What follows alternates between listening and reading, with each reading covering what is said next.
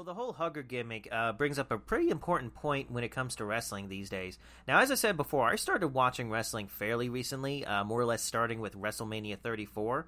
So the first time I saw Bayley, she was doing some pretty heelish stuff as she eliminated Sasha Banks at the Battle Royale. And that whole strained relationship with Bayley and Sasha was definitely running theme throughout my time watching WWE. But more so than that, what stood out was the whole fangirl gimmick that she had. I liked her look, I loved the entrance, and out of anyone there, she was the one who seemed like she would appeal to kids, which is something that wrestling just doesn't do anymore. It doesn't help that a lot of the more kid-friendly guys from the 80s like Hogan turned out to be total jerks in real life, and that the Attitude Era kind of pushed everything up to the teen level, which coincidentally also happened to comic books at the same time with a lot of the same problems. But really, aside from John Cena, is there anyone else in the last 2 decades who really appealed to kids? I mean, you got guys like Roman Reigns who sell a lot of merch. You got monsters like Brock Lesnar, which I hear kids like. But there's no one really aimed at that younger audience anymore, is there?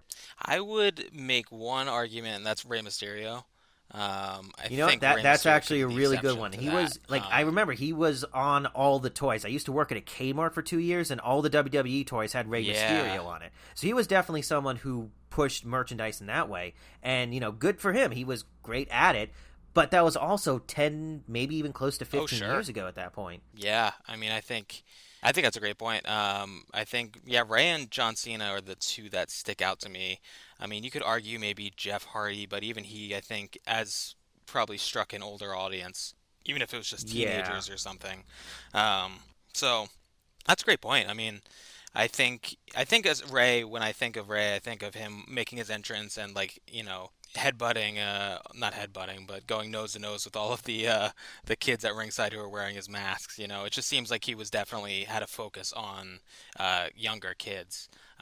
So yeah, I think those are like the two that stick out to me in terms of what you're talking about. And Bailey definitely struck a similar chord, especially in NXT, where there were tons of, especially little girls who were super into Bailey and just super enthused by that character of the, like you said, the fangirl, and just kind of the infectious joy that she brought. So I think it was a really big deal when she turned heel, but I think it turned out for the best. Yeah, and there's just not many women who can inspire that kind of infectious joy in the little girls, and not even the men's division either. But specifically with Bailey, she was so good at that, and there's no one who can really replace her. Not even Becky Lynch, who was really popular, Yeah. but she still seemed to be aiming for an older audience. Yes, definitely, I would agree. Yeah, she definitely Bailey, at her babyface best, definitely, I think, established a connection with a piece or a part of the audience that not many people can. So yeah, I think they definitely lost something when they turned her heel. But I think they maybe gained a more nuanced character, maybe, which I don't know. Maybe that's just as important on the main roster. Yeah, I mean, you don't want to, but I think there's a lot of those kind of people working in the industry right now. Like, but the kid, like the niche she filled, she's filling a new niche really well, but no one has filled Hmm. her niche since she left. Yeah. I'd argue No, maybe even I the would New totally Day agree. would count because they definitely have a family friendly vibe. But Yeah. even they aren't as relevant as they once were, especially since they keep trying to break them up. Well, not exactly break them up, but they keep trying to cycling. Big E's time to shine now, Kofi Kingston's time to shine, and all that. Yeah. Yeah. No, that's a good point. It's definitely kind of loses a lot of its impact when they're not all together. Yeah, I think you're right in terms of nobody has really replaced that niche that was filled with Bailey.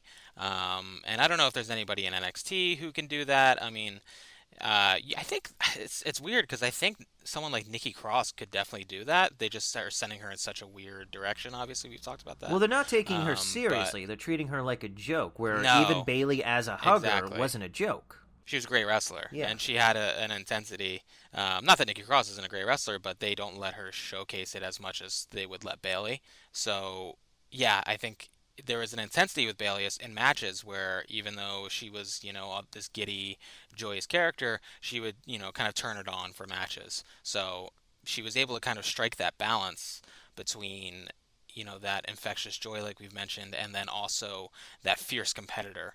So she really did like fill a niche that hasn't been filled since. And I wonder if there's anybody coming up.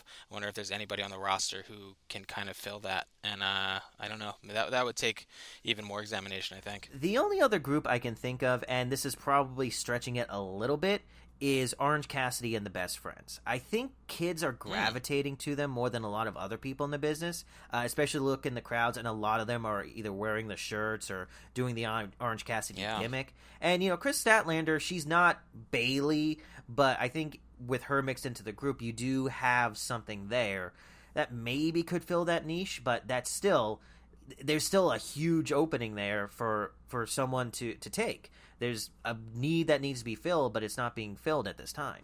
Yeah, I know. I think that's a great shout. I think they're a group that could definitely appeal, especially if AEW went more that direction with them.